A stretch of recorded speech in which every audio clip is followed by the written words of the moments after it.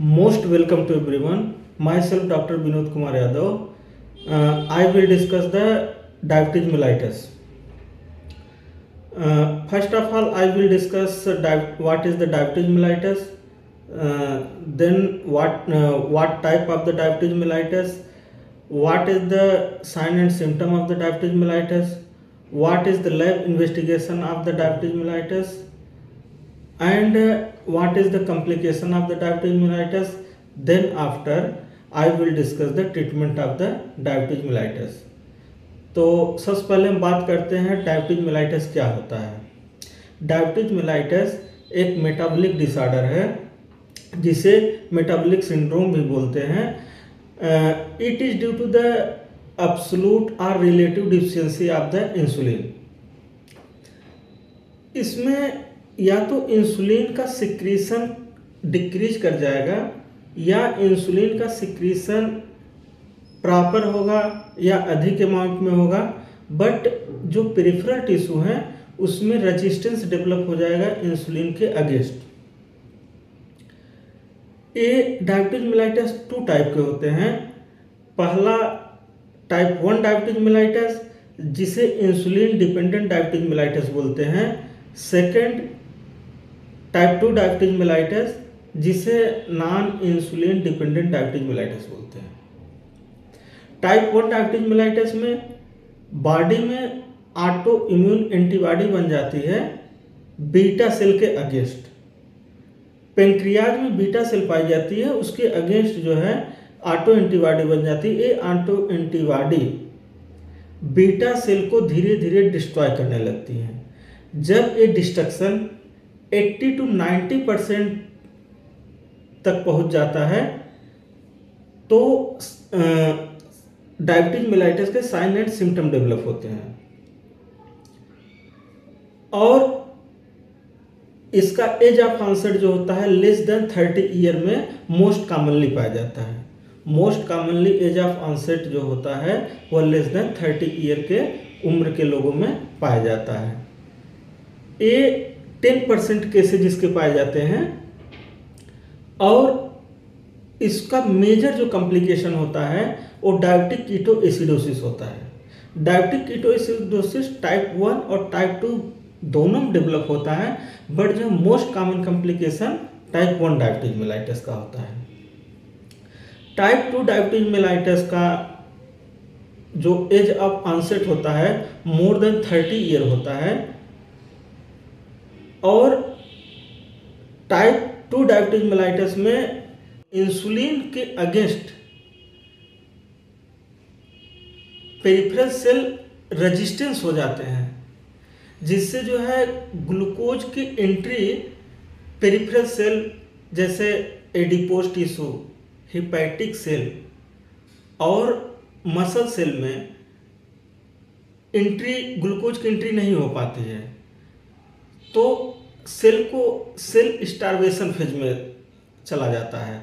जैसे सेल को यह लगता है कि अगल बगल ग्लूकोज नहीं है, वह हमेशा स्टार्वेशन फेज में रहता है। अब जो टाइप 1 डायबिटीज मेलाइटस का ट्रीटमेंट जो देते हैं वो मुख्यतः जो है इंसुलिन देते हैं।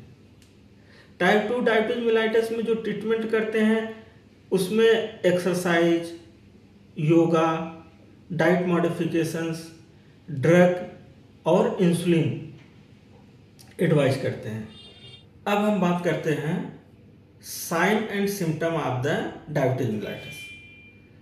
डायबिटीज मेलाइटस में 3 कार्डिनल सिम्टम होते हैं: पॉलीयूरिया, पॉलीफेजिया, पॉलीडिप्सिया। पॉलीयूरिया में पेशेंट का फ्रीक्वेंसी ऑफ यूरिनेशन इंक्रीज कर जाता है। जब blood glucose level 180 milligram DL से ज़्यादा इंक्रीज कर जाता है तो यूरिन में ग्लूकोज प्रेसिपिटेट होने लगता है। इससे जो है ऑस्मोटिक प्रेशर इंक्रीज कर जाता है और वहाँ पर वाटर का एक्यूमुलेशन ज़्यादा होता है, तो फ्रीक्वेंसी ऑफ यूरिनेशन बढ़ जाता है पेशेंट का। इसमें जब पेशेंट से हम ये पूछते हैं कि रात में बाबा कितनी बार पेशाब करने जाना पड़ता है, तो वह बताएगा 5 से 6 बार, 7 बार जो है फ्रीक्वेंसी ऑफ यूरिनेशन उसकी बढ़ी रहेगी। अब जब बार बार वो यूरिनेशन जा रहा है तो उस जो बॉडी है वो डिहाइड्रेट होगी। डिहाइड्रेशन की वजह से बार बार पेशेंट को वाटर इनटेक बढ़ जाएगा। जब वाटर इनटेक बढ़ जाएगा तो इसे बोलते हैं पॉलीडिप्सी, क्योंकि थर्ड सेंटर स्टिमुलेट हो जाता है।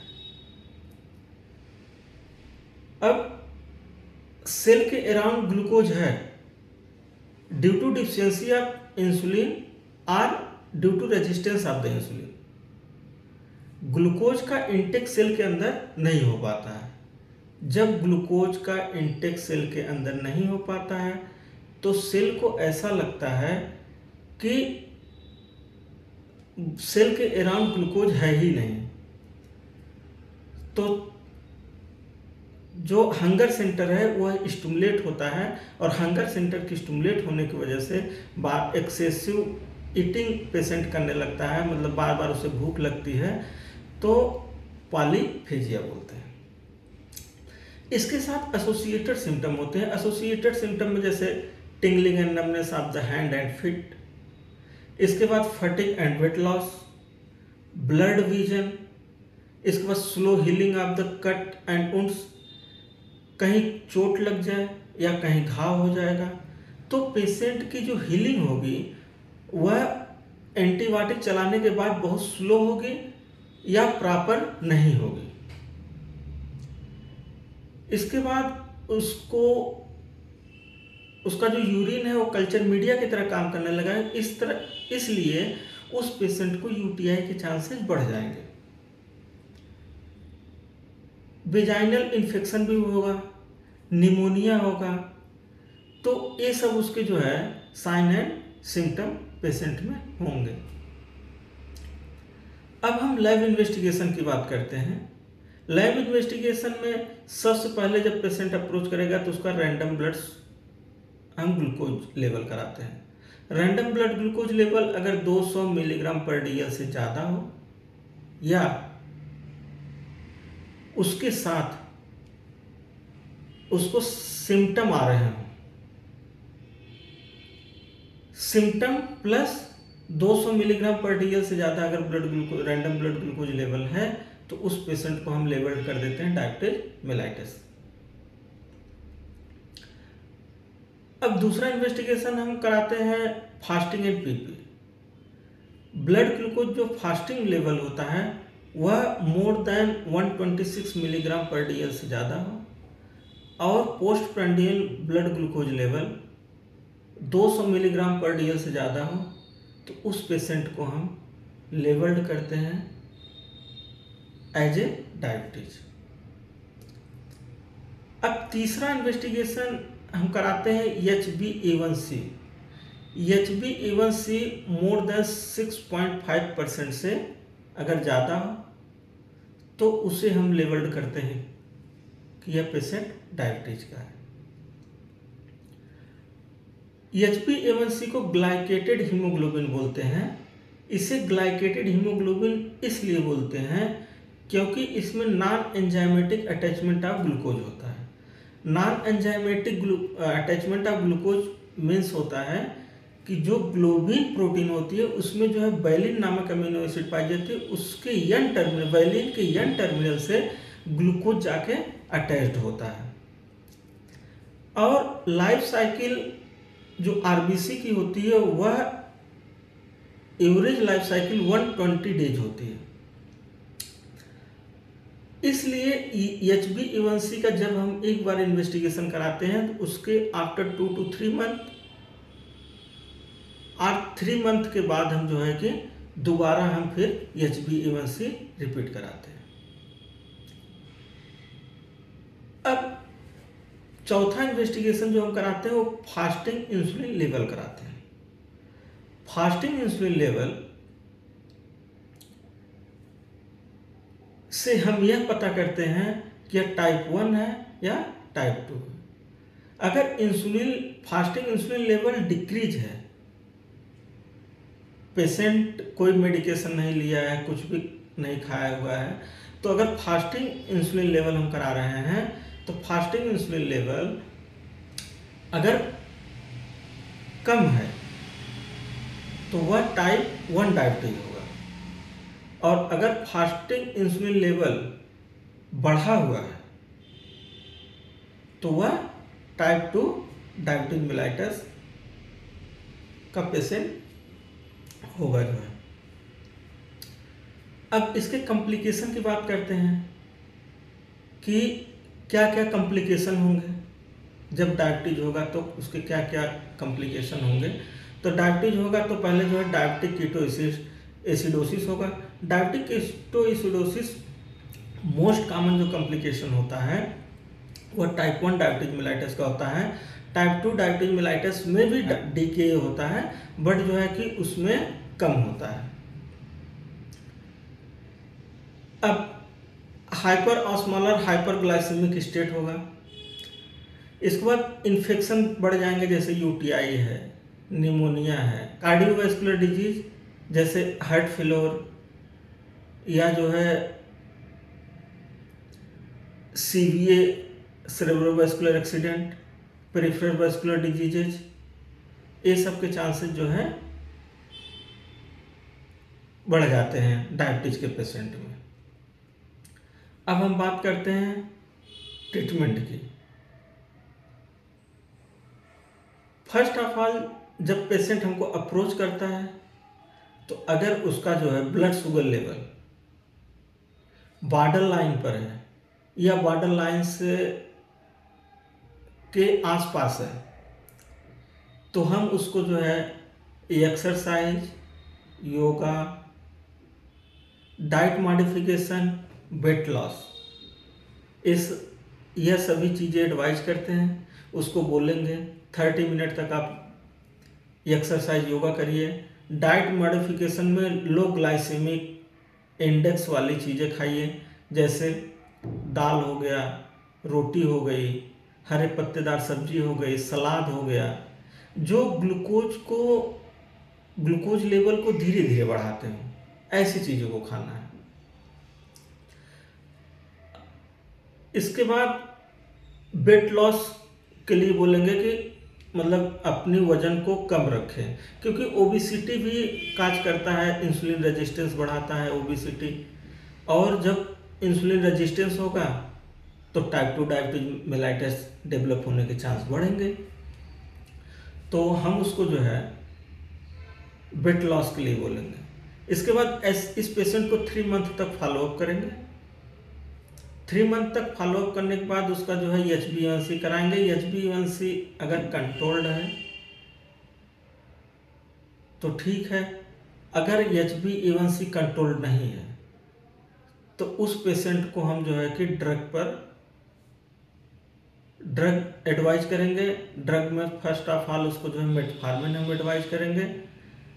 मेटफॉर्मिन 500 मिलीग्राम 3 महीने के लिए हम एडवाइज करते हैं। 3 महीने पेशेंट को फॉलोअप करते हैं। आफ्टर 3 मंथ HbA1c इन्वेस्टिगेशन कराते हैं। अगर HbA1c उसका कंट्रोल नहीं है तो उसको डबल ड्रग थेरेपी पर हम पेशेंट को शिफ्ट करते हैं। डबल ड्रग थेरेपी में मेटफॉर्मिन एंड सल्फोनिलुरिया, जैसे ग्लिमिप्राइड एक ग्लिपिजाइड। तो मेटफॉर्मिन और सल्फोनिलुरिया ड्रग दोनों हम एडवाइज करते हैं और इसको हम 3 मंथ तक कंटिन्यू करते हैं। आफ्टर 3 मंथ अगेन हम HbA1c कराते हैं। HbA1c जब हम इन्वेस्टिगेशन कराते हैं अगर कंट्रोल्ड नहीं है तो हम ट्रिपल ड्रग थेरेपी पे इस पेशेंट को शिफ्ट करते हैं। ट्रिपल ड्रग थेरेपी में जैसे मेटफॉर्मिन, सल्फोनिलुरिया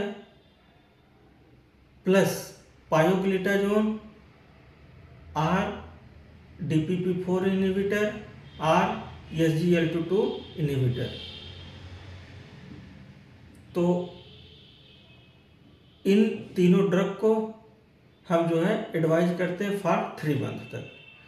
फिर हम अगेन HbA1c कराते हैं। ये HbA1c जब हम इन्वेस्टिगेशन कराते हैं, अगर कंट्रोल नहीं है तो ऐसे पेशेंट को हम लॉन्ग एक्टिंग इंसुलिन पे शिफ्ट करते हैं।